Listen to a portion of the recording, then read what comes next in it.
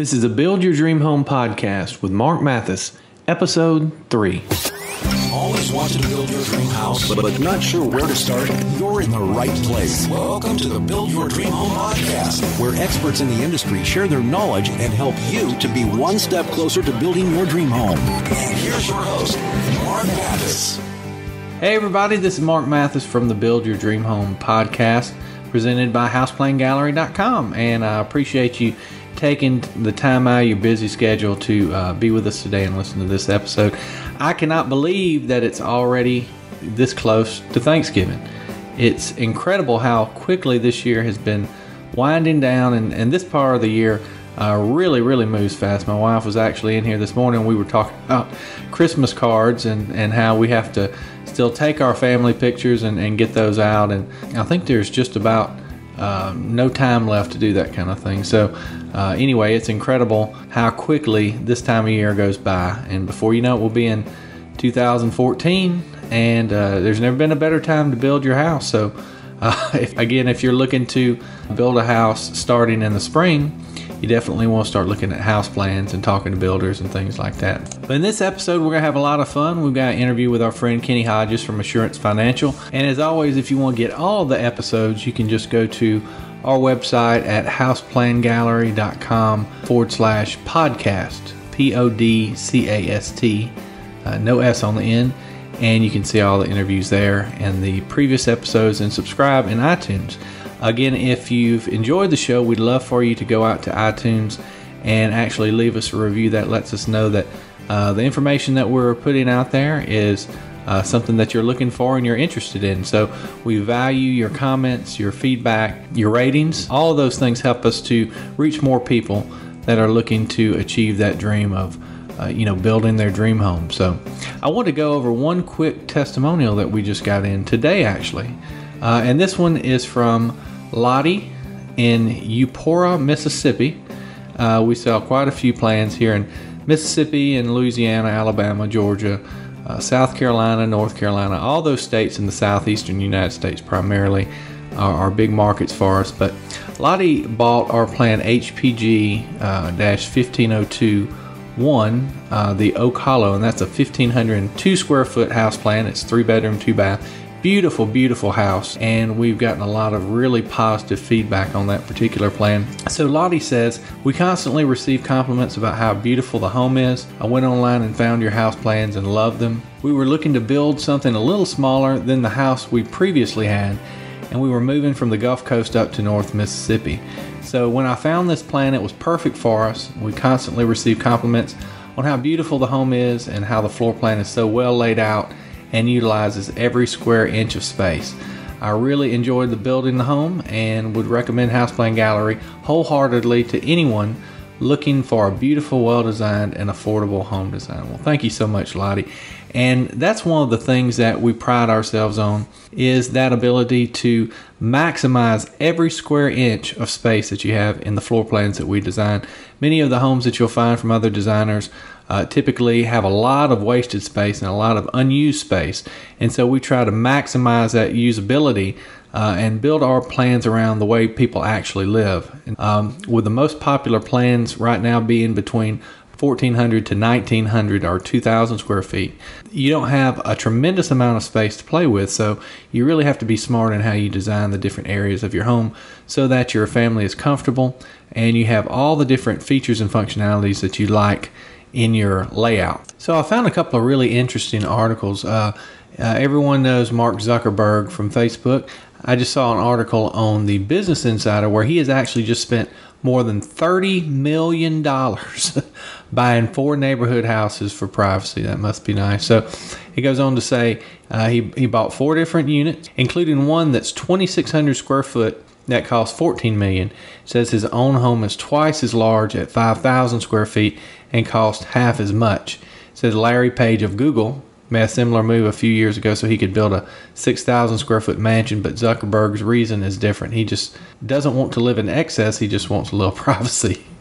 That must be nice. It must be nice. Zuckerberg repeatedly took action after he learned that a developer wanted to purchase one of his neighbor's homes and used the fact that Zuckerberg lived close by as a marketing tactic.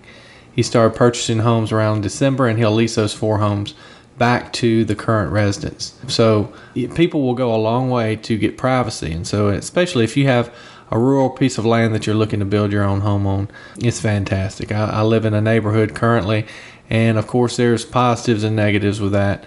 Positives are there are always people around in case something should happen. There's kids to play with and all that. But I'm a country boy, and I love the woods. I love being outside. I love having my space. And you really don't have to worry about privacy too much in the woods or near the woods out in the country. So I thought that was interesting. One other thing that I saw was from Builder Online, and I'll have all the links to these specific articles on our show notes page, and you can find that on our site at HousePlanGallery.com/3, as in episode 3. But I see that they're expecting interest rates to rise in 2014. So right now, at the end of 2013, this is a fantastic time to get your financing in place because the rates are at a 50-year low. Federal officials are thinking that mortgage rates are going to rise above 5% in 2014 and to increase further to 5.3% by the end of 2015. So those slight variations in interest rates can affect your payments to the point whereas maybe you could afford a particular house at one time, and then with those interest rates rising as they were, that might affect your ability to qualify for the particular loan that you're looking for. But this is a great lead into our interview with Kenny Hodges of Assurance Financial. We're going to be talking about a lot of really interesting loan programs that are out there, not just conventional loans from banks, but FHA, rural development, VA. All these types of programs offer flexibility depending on your current status, your income, where you live, and what you're looking to do. And so I hope you enjoy this interview. Again, if you can leave us a comment on iTunes and leave us a testimonial or feedback, it would certainly be appreciated. And if we can help you in any way, feel free to give us a call at 601-264-5028. And with that, on to our interview with Kenny. Now it's time for the Expert Interview of the Week. Experts bringing their knowledge and expertise to help you on your journey to building your dream home. Hey, Kenny, how are you today? Doing great. Thanks a lot. We appreciate you being on the call today. And Kenny Hodges is a managing partner with Assurance Financial.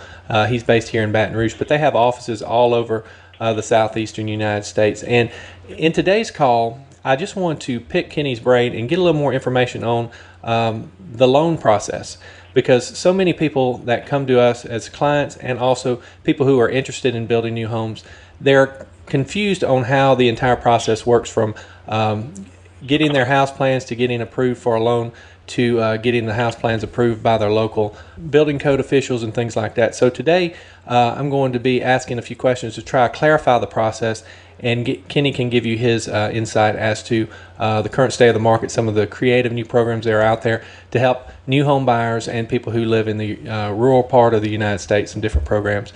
And so Kenny, just to start off, why don't you tell the listeners a little bit more about you and your company and what Assurance Financial does? Okay, Mark. In regards to myself, I out of college, I went to work for Wells Fargo, which is obviously a large corporation, and my wife and I, in our first 5 years of marriage, we moved around 5 different cities, relocating with Wells Fargo. And after 7 years of being with the company, I decided to plant our roots here in Baton Rouge, Louisiana. And I knew I wanted to be in business for myself, so I started a company called Assurance Financial, and that was back in 2001. And we've really been fortunate over the years to had moderate growth. We're licensed throughout the southeastern part of the United States, really from Texas up to Tennessee and down to Florida. And we primarily, specialize in, the first-time home buyer type loans. We do all type of loans, whether it's conventional or government. But, our primary area of focus is in the southeastern part of the United States. Okay. And one interesting point that I wanted to make for our listeners is on your website, you specifically note the difference that you're a mortgage banker versus a mortgage broker. Can you explain a little bit more about what that means and how that applies to someone looking for a new home? Yeah, it's really just the evolution of a mortgage business. A lot of times, small entrepreneurs have to start out as a mortgage broker, and what a mortgage broker does, and one's not necessarily better than the other. You can still get great service from either, but there is a fundamental difference there. And the mortgage broker is acting on behalf of different lenders, meaning they're offering the the programs of the different lenders that they have a business association with, and they offer those programs to their clients. And then if the client accepts that program, the mortgage broker will then take the application, put everything together, and then send it to that lender for underwriting, underwriting, processing, and eventually closing. And then that broker arranges the closing, and that lender that they're doing the loan with will then fund the loan. And then the mortgage broker gets their proceeds for being involved in the transaction, and that mortgage broker is out of at that point. Whereas what a mortgage banker does, such as us, we are in the deal from the start to the end. We'll take the application, we'll process the loan, we'll underwrite the loan, we'll close the loan, and then ultimately we will have the right to service the loan. And so that's the major difference there, is the mortgage banker is the one that's closing and funding the loan with their money, their programs, and ultimately could be servicing the loan as well. So that's the primary difference there. Okay. And as far as the current state of the residential mortgage industry, I know over the last few years we've noticed a lot of people have come to us and they've purchased plans or were looking at purchasing plans, and then they were having a lot of problems actually getting approved, and they would have good credit as they told us, but they were still having issues. And so can you give a little more information on the current state of the mortgage industry? What kind of credit scores do you look at? I know it's on a person-by-person basis, but just to let people know kind of what the current status of the industry is. That is a good point, good question there. And there's really, I think, if you can verify your income and your assets, it's really not a hard time to get a loan right now. The thing that someone would want to do, I guess if you go back up a little bit, is it's really important before you start the home shopping process or building process to understand what you can qualify for. So I don't think you want to put the cart before the horse there. I think the first step is you have to know what you qualify for or what you want to be qualified for. And I say that meaning it's best to have an understanding of what you want your monthly outgo to be in terms of your payment, and also what you are willing to part with at the time of closing, meaning how much money do I have to put up front, and what is my comfort level with my payment.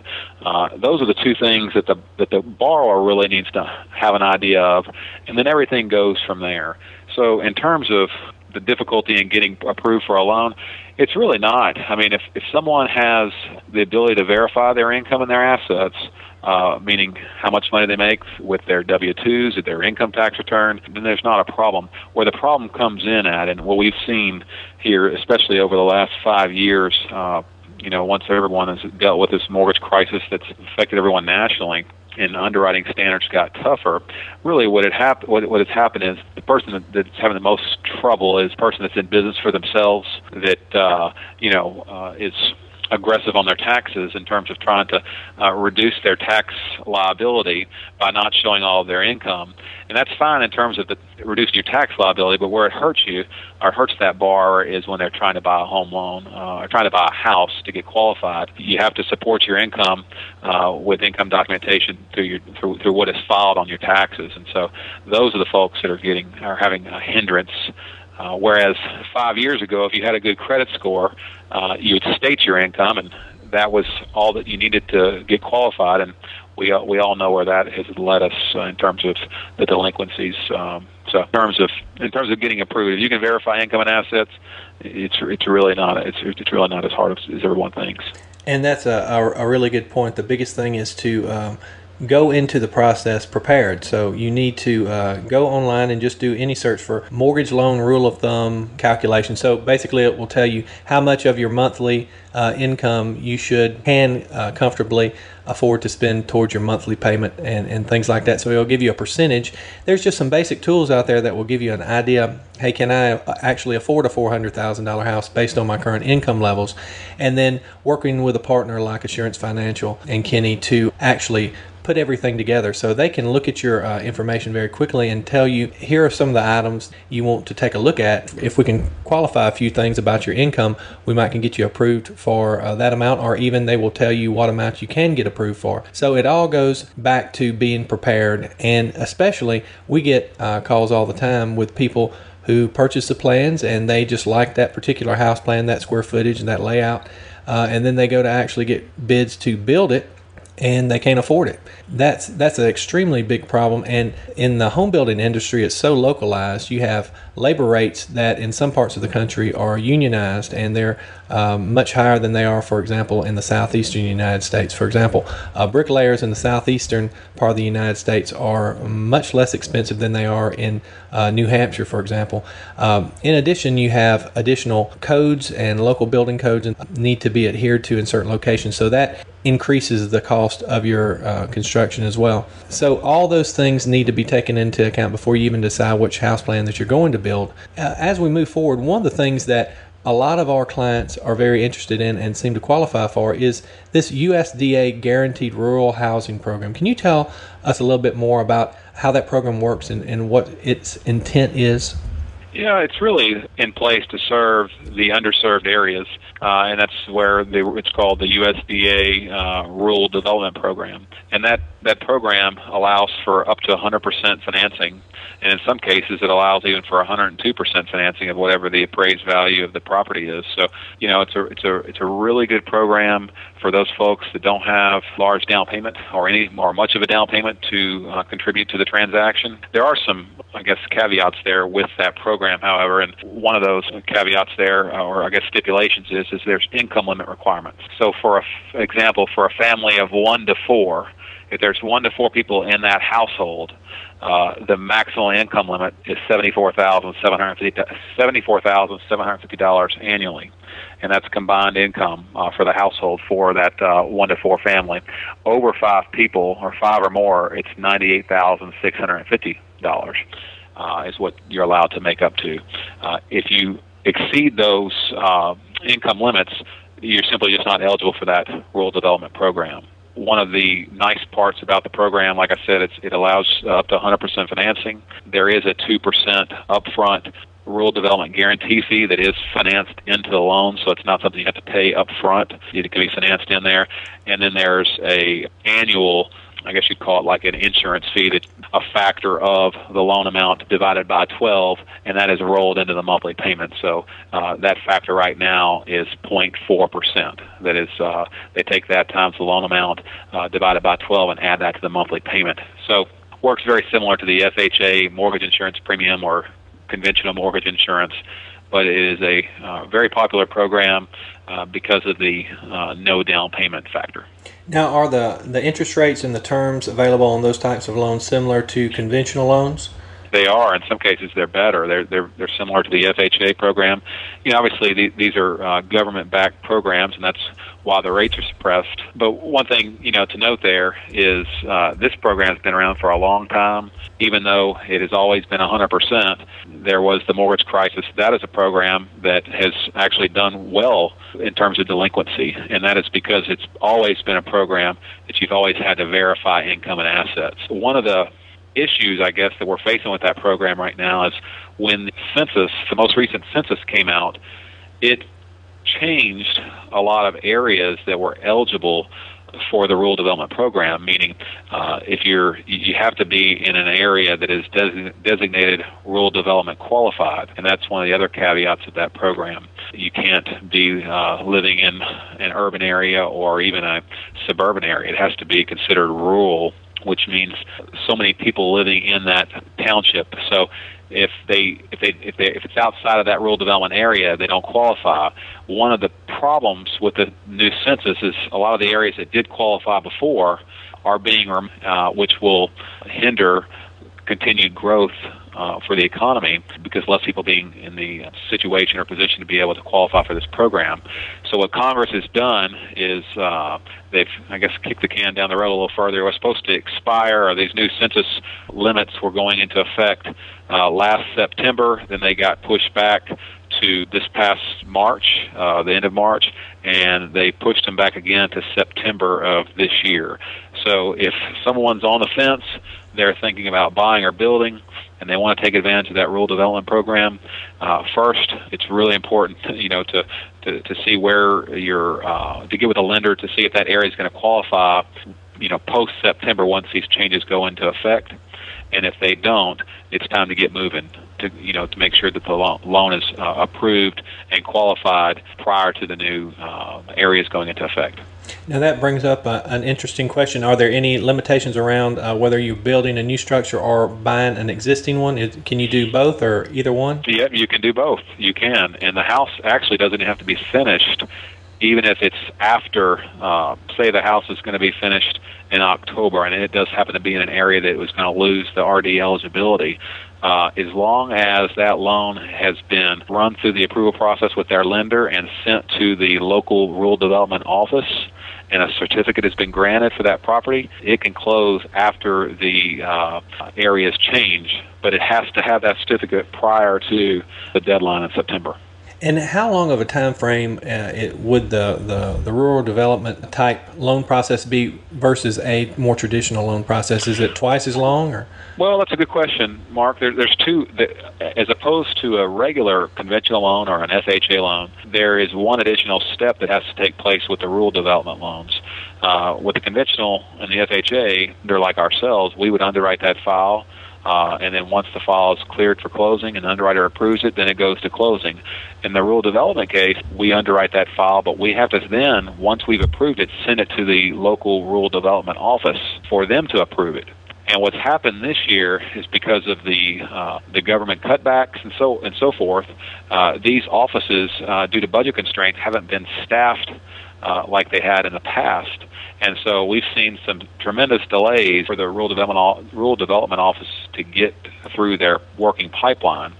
So yes, there is and there has been a longer time frame to get a deal from start to finish doing that RD program because of these government cutbacks. Yeah, it's affecting every part of our lives, it seems, isn't it? Yeah, it really is. I mean, the good news is the lenders still honor the rates and so on, but and everybody understands how long it's going to take because the rural development office lets you know what days they're working on. So it's not a major surprise, but it is something to take into consideration if you're trying to buy a house and you're writing a 30 to 45 day contract on a house and going to take advantage of that rural development program.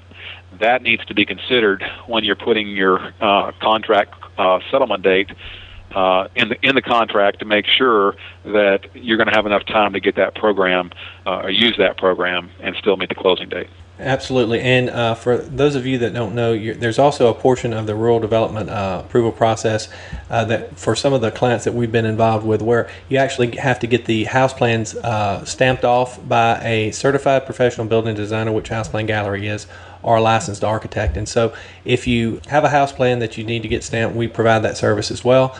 And we provide that complimentary on all of our house plans. If you need that in working with Kenny or any of his team, we can certainly help you provide you with that. Also, could you speak a little bit more about, we've talked about it briefly, but the FHA program and the VA, how that differs from a more conventional loan that most people are familiar with already? Typically people think of it as a conventional loan, and there is a misconception on that, a conventional loan. I'll even back up. The funny part is there's still a misconception out there that you have to put 20% down to purchase a house. And we know just by talking about this rural development program, that's not the case. That's actually not even the case for a conventional loan. That's where mortgage insurance comes in. There's conventional programs out there where you can put as little as 3% down. There is the FHA program, which is another government-backed program, as is the VA loan program. And just to touch on the FHA program, is you have to put a minimum of 3.5% down. That can be a gift. There is, just like the RD program where I said there was a 2% upfront fee, the FHA program has a 1.75% upfront fee. And what I mean by that is the percentage that's multiplied times the loan amount, and then it's then financed into the loan for the term of the loan. So it's not something you have to pay up front, but it is rolled into the loan, increasing your payments slightly. And then there's what's called a mortgage monthly insurance premium. That is part of the FHA program. Some of the differences are, I guess, with the FHA and the RD, as well as all of the government programs really allow for a little looser credit standards, meaning someone doesn't have to have stellar credit to be qualified. There's no rate hits on the lower credit, whereas on a conventional loan, Fannie Mae and Freddie Mac put some price adjusters in there if someone has a lower credit score. So if you've got limited down payment access and you've got maybe some credit issues, many people will look at that FHA program as an option. The VA program, where it differs, is it's a fantastic program. It's 100% financing, and there is no monthly mortgage insurance premium that you have to pay, whereas the RD and the FHA there is. The VA there is not. You do have an upfront fee like the FHA and the RD with the VA loan, and VA is just an acronym for Veterans Administration. That's who backs this program. There is an upfront fee that you do finance into the loan for the life of the loan, and it is a factor of your eligibility and how much status you have in terms of qualifying for that loan. And any veteran can find that out by getting what's called a DD 214. It's a certificate of eligibility. But what's nice about that program, it allows for a higher debt-to-income ratio. It allows for, some blemishes on the credit. And again, just like the FHA and the RD, there are no pricing hits for those credit shortcomings.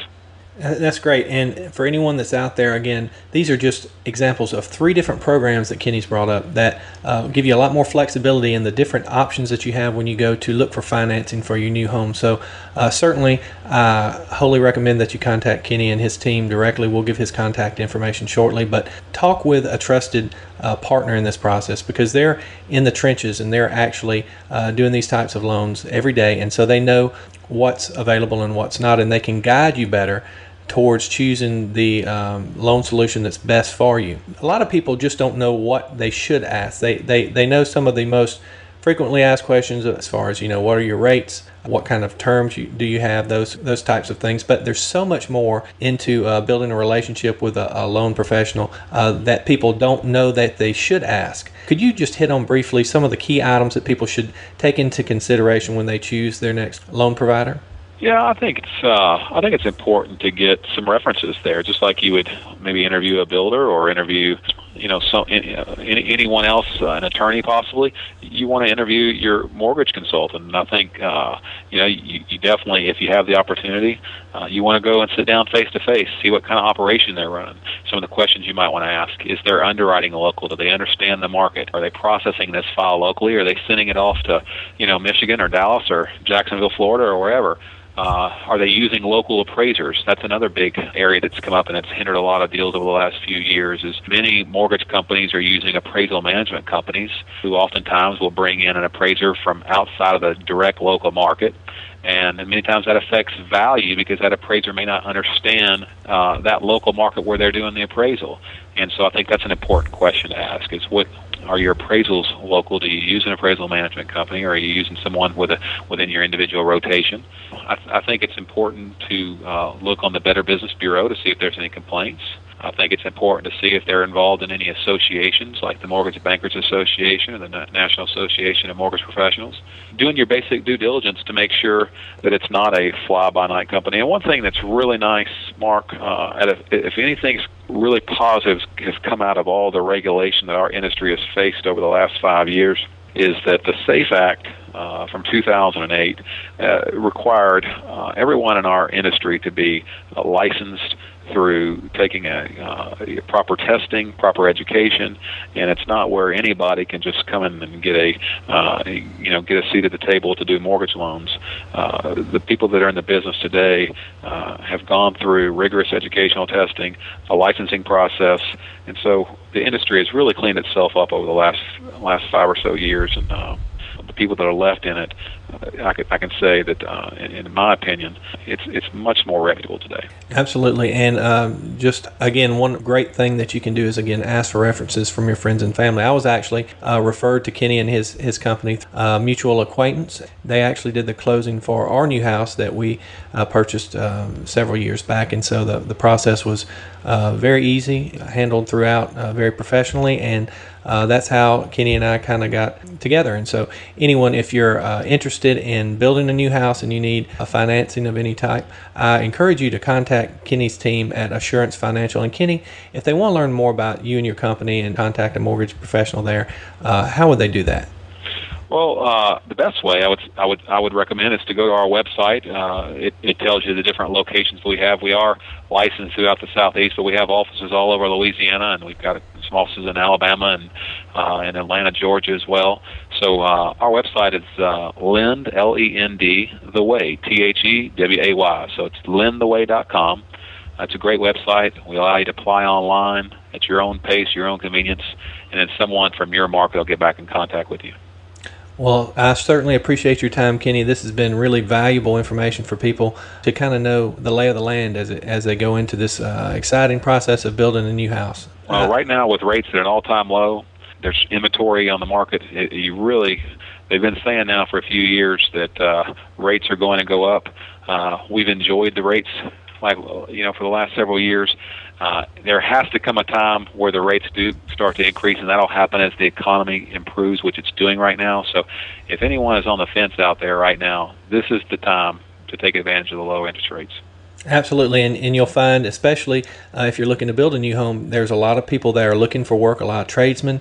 A lot of the building materials right now are very inexpensive. It's just a great time all around to take advantage of the market and the low interest rates and the availability of these highly skilled tradesmen and build that house. So if you have any questions, if we can be of any help, of course, contact us directly or contact one of Kenny's team in your local office, and they'll be able to help as well. So with that, Kenny, I appreciate, again, you taking the time to talk with us. My pleasure, Mark. Thanks for having me.